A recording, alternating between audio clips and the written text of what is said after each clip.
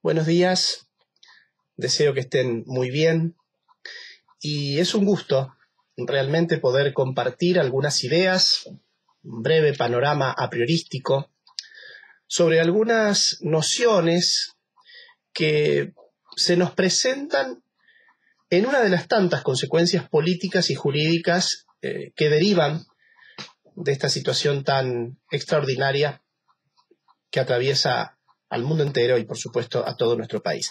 Indudablemente que en un acontecimiento histórico como este, en el que un hecho masivo, fortuito y de fuerza absolutamente mayor nos impacta, resulta imperativo repensar algunos marcos regulatorios con la intención, indudablemente nunca neutral, de idear mecanismos o herramientas que tiendan a satisfacer las situaciones de inequidad o de injusticia o de mayor vulnerabilidad para algunos de los involucrados en estas situaciones.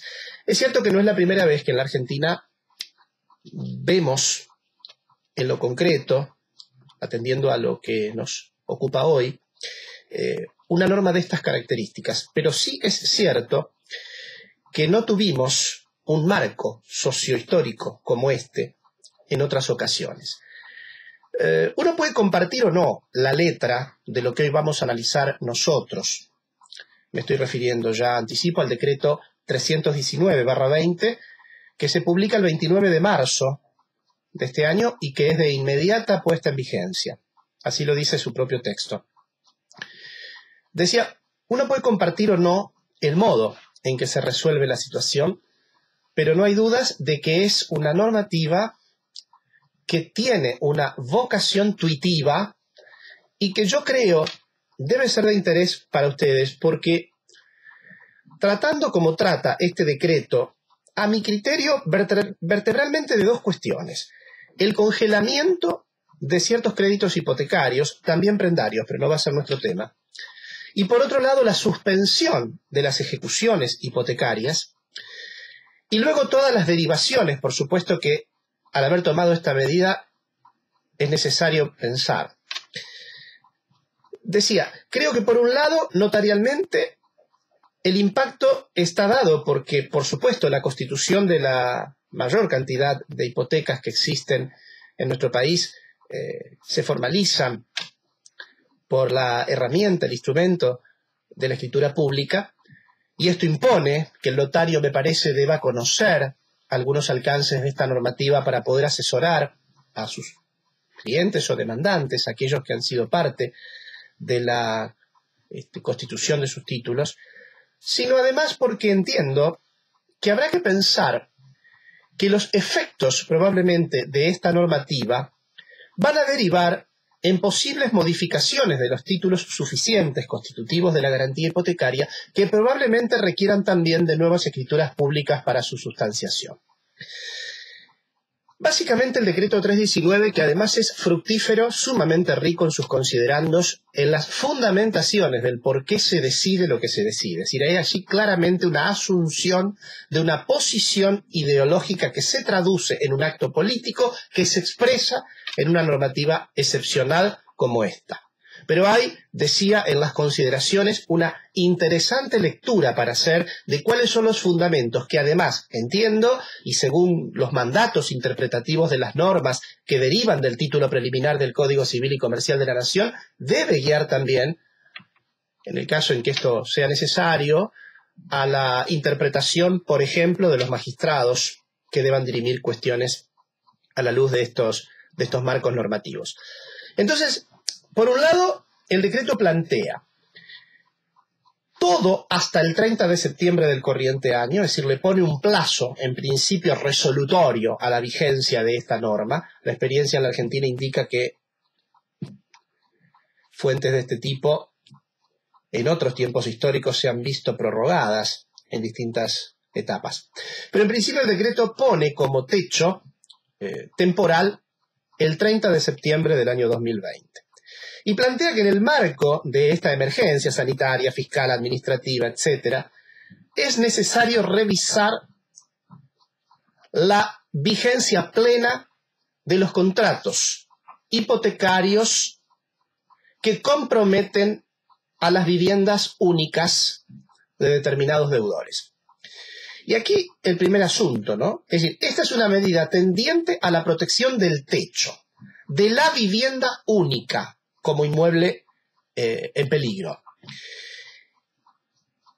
Y lo que el decreto plantea primero es que las cuotas de ese crédito hipotecario hasta el 30 de septiembre deberán ceñirse en su monto, más allá de cuáles sean las previsiones contractuales de actualización, deberán ceñirse al monto que se abonó o debió abonarse en el mes de marzo, que es el mes en definitiva de entrada en vigencia de este decreto.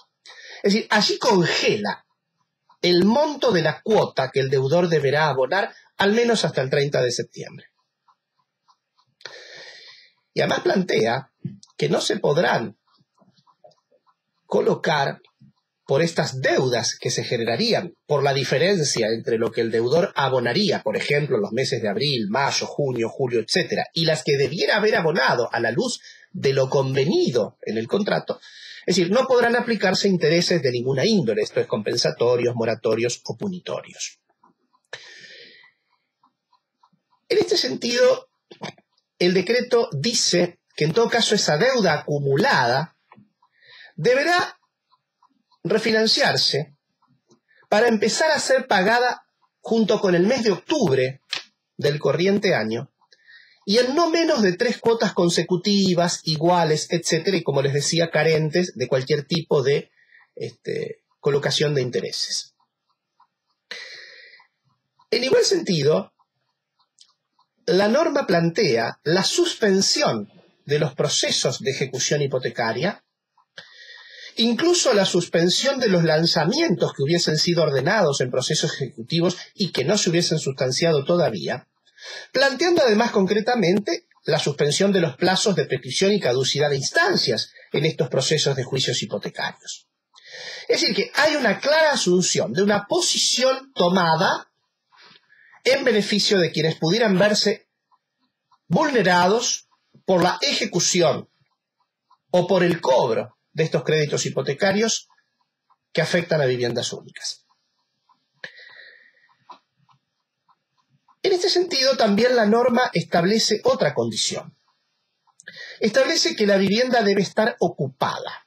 Es decir, que acá se rescata el criterio de habitabilidad. Ahora, ¿ocupada por quién? Bueno, ocupada por el deudor o la parte deudora o sus sucesores singulares o universales. Prevé criteriosamente la norma si uno toma en cuenta los propósitos o fines que ésta se plantea.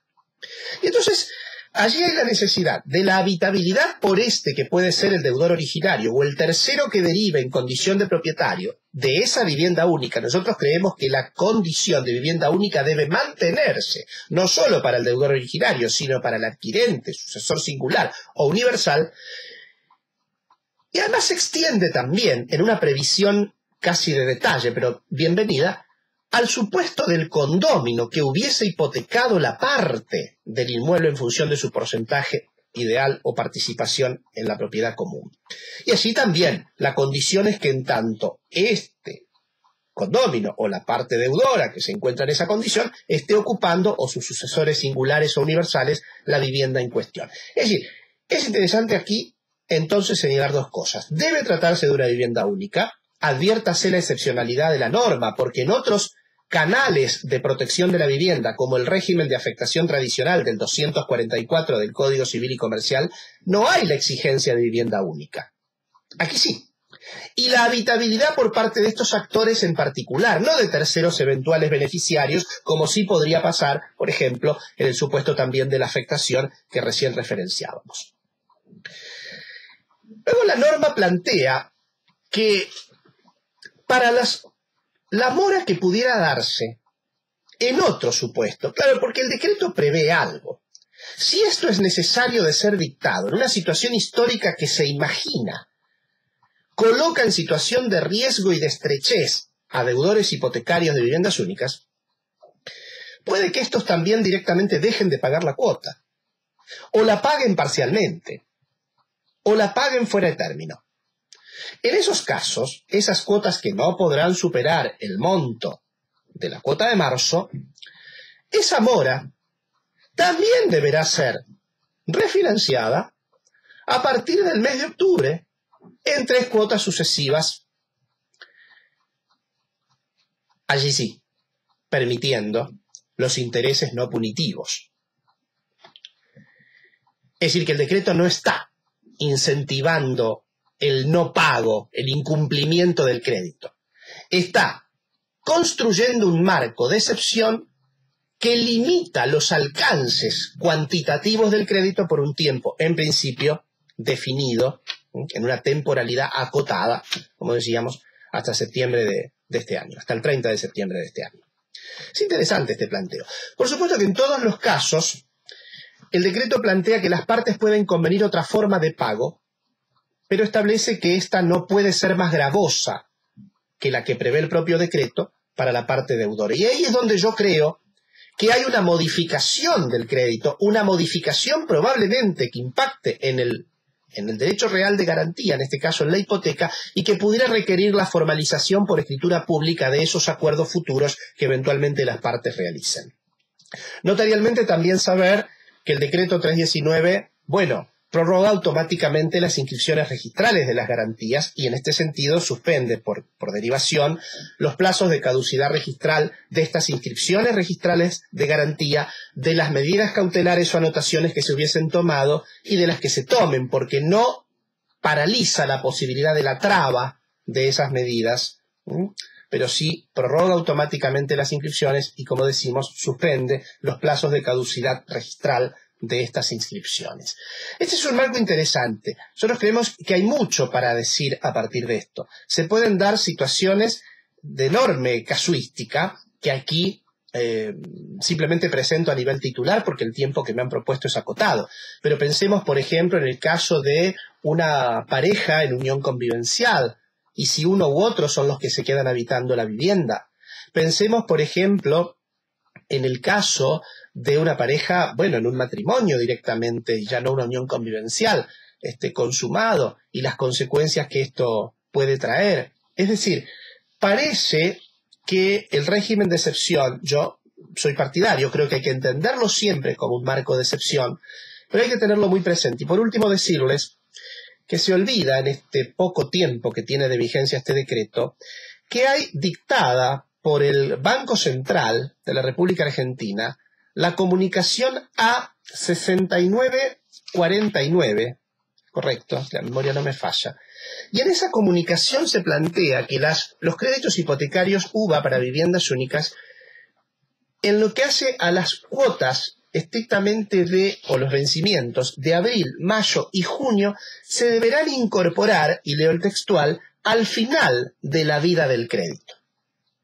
Aquí sí, la definición del Banco Central es distinta a la del decreto 319. Lo que se ha oído por ahí es que aparentemente los acreedores no están aplicando la comunicación esta del Banco Central que permitiría a los deudores evitar el pago de vencimientos de abril, mayo y junio ahora y postergarlo hasta luego, digamos, al final de la vida del crédito. Sí, lo que están aplicando el 319, que no impide, que no habilita el no pago de la cuota, sino que la limita cuantitativamente. Es interesante ver también cómo poder maridar estas dos herramientas normativas, insisto, esta última, la comunicación del Banco Central, por muchos no conocida y de menor divulgación que el decreto 319. Ojalá que tengamos otra ocasión para poder profundizar las derivaciones que de este tema seguramente surgirán. Buen día.